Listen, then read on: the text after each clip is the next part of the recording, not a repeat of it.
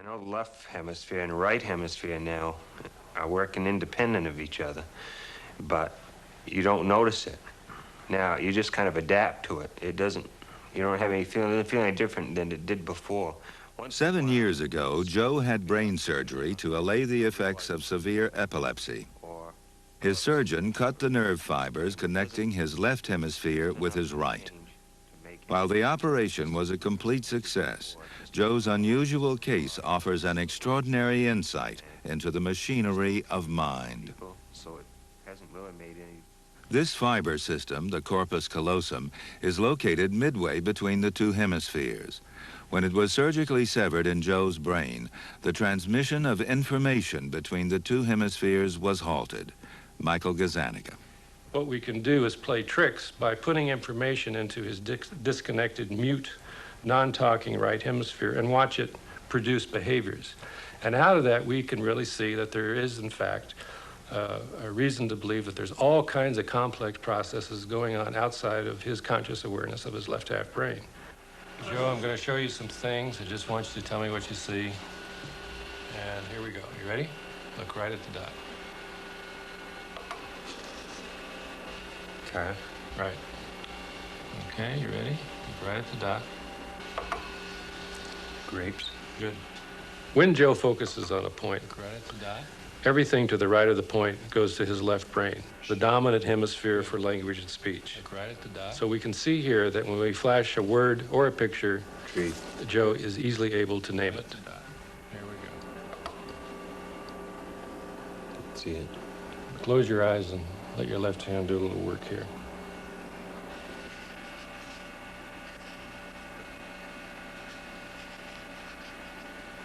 Okay, what do you got there?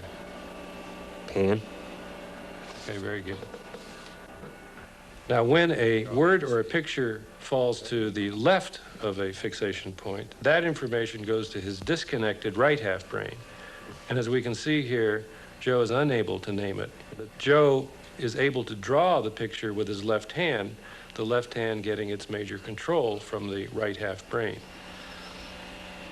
What'd you draw? Okay. What'd you see? Wheel on one side. I don't know where I saw on the other. So even though he can't name it, his left hand is able to draw out the picture of the stimulus of the picture or word that we presented to his right half brain. What did you see? Saw a hammer. So just close your eyes and draw with your left hand. Just let it go.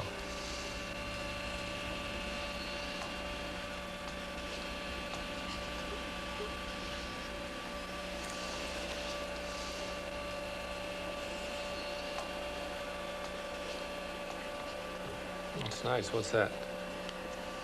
Saw. Yeah. What'd you see? Hammer.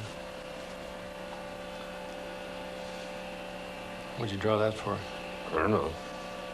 What we have with Joe is just a dramatic example of a neurologic case that really allows you this window into the non-conscious and how powerful non-conscious processes are at influencing our conscious self, our personal self. What Joe and patients like him, and there are many of them, teaches us is that the mind is made up of a constellation of independent, semi-independent agents, and that these agents, these processes can carry on a vast number of activities outside of our conscious awareness. Even though that goes on, there's some final stage or some final system, which I happen to think is in the left hemisphere, that pulls all of this information together into a theory. It has to generate a theory to explain all of these independent elements. And so, and that theory becomes our particular theory of ourself and of the world.